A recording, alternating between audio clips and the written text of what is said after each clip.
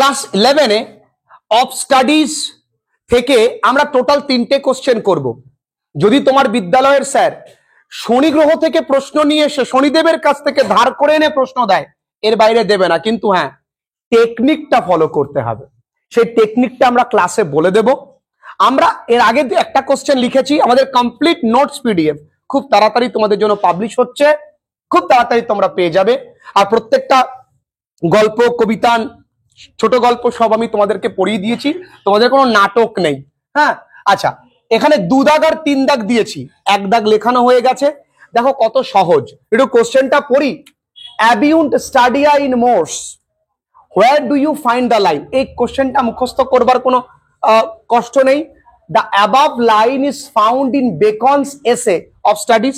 তবে তুমি যদি মনে করো এখানে ফ্রান্সিস বেকন লিখবে, লিখতে পারো, কোনো সমস্যা নেই। তাহলে এই কোশ্চেনটা মুখস্থ করা কঠিন।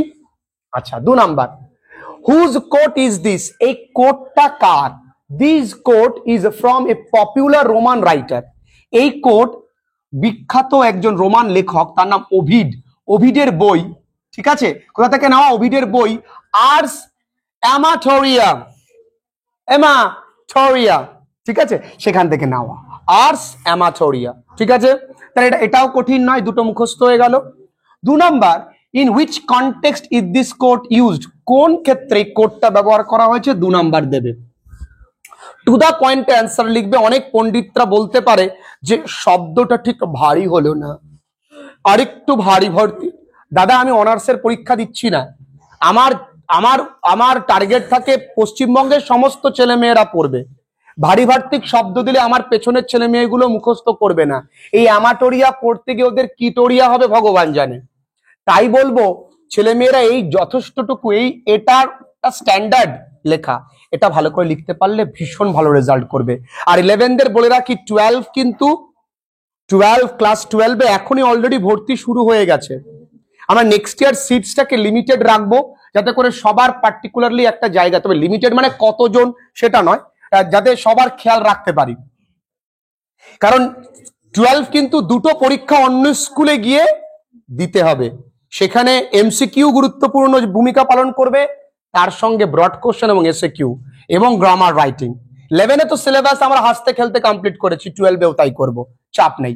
দিস কোট, এই quote is use to show, কিসের জন্য? দেখাতে, how studies of different branches of knowledge, বিভিন্ন বিভিন্ন ব্রাঞ্চ মানে শাখা, জ্ঞানের শাখা, ইম্প্যাক্ট হিউম্যান মাইন্ড, মানুষের মনটাকে কিভাবে প্রভাবিত করে।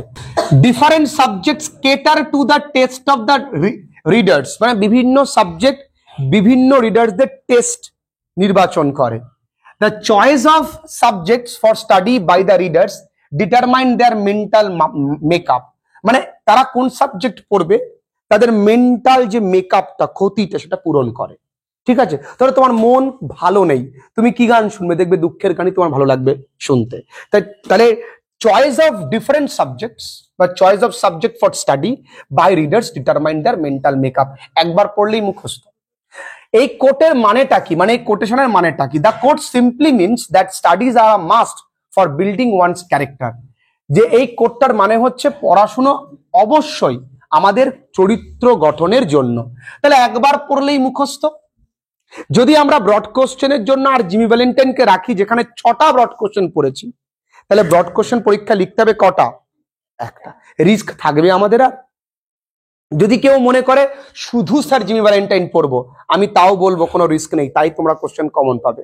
হ্যাঁ, তবে রিস্ক যাতে, দেখো, বিনা টেনশনে পরীক্ষা দিতে যেতে চাইলে অফ স্টাডিজ 3টে একটু একটু করে পড়লে, গিয়ে দেখলে না পরীক্ষায় যেটা দাদা করিয়েছে সেটাই চলে এসছে, তখন কিন্তু আফসোস হবে। ঠিক, চলো দেখি। They perfect nature and are perfected by experience where from the line is taken. এই কোশ্চেনের অ্যান্সারটা তোমরা জানো, the line is taken from কোথা থেকে? Of Francis বেকনস essay of studies, এটা তোমরা পারো, তাই এই কোশ্চেনের অ্যান্সারটা আমি আর লিখলাম না। এবার বলেছে দে রেফার্স, দেখো লাল কালির আর দাগ পড়ছে না, কারণ লালের সময় আর নেই। দে রেফার্স, এখানে দে এর পরে কিন্তু রেফার্স, হ্যাঁ রেফার, এখানে কিন্তু লক্ষ্য রাখবে রেফার্স, রেফার হয়নি, রেফার্স হয়েছে। আর দেটাকে ইনভার্ট কমাতে রাখবে, টু স্টাডি, পড়াশোনাকে বলেছে।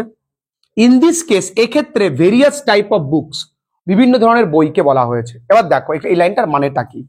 Study perfect the natural abilities of a man, আমাদের যে ক্ষমতা সেটাকে পারফেক্ট করে পড়াশোনা। This abilities are like natural plants, আর এই ক্ষমতা জানো কোনো গাছের মতন, হুইচ নিড প্রুনিং, যেটা ছাঁটাইয়ের প্রয়োজন হয়।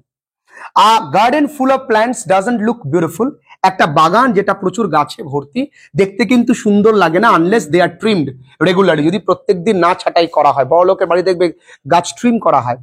লাইকওয়াইজ বা একইভাবে natural abilities are to be refined, এটাকে রিফাইন করতে হবে, অ্যান্ড শেপড বাই এক্সপিরিয়েন্স, আর এক্সপিরিয়েন্স দ্বারা কি হয়, শেপড হয়। Hence experience work like an expert gardener, তাহলে এখানে এক্সপিরিয়েন্স কি, আমাদের বাগান মালির হিসেবে কাজ করে। Without experience and practical application, মানে অভিজ্ঞতা আর অ্যাপ্লিকেশন প্রয়োগ ছাড়া বুকিশ নলেজ হচ্ছে কিন্তু কোনো মূল্য রাখে না, is of little value. Bookish মানে আমরা যে বই থেকে নলেজ লব্ধ করছি তার কোনো কাজে আসে না যদি আমরা সেটাকে ব্যবহার করতে না পারি। এই হচ্ছে টোটাল 3টে কোশ্চেন অফ স্টাডিজ থেকে তোমাদের লেখালাম, এর বাইরে কিন্তু কোনো কোশ্চেন আসবে না, এটা আমার গ্যারান্টি।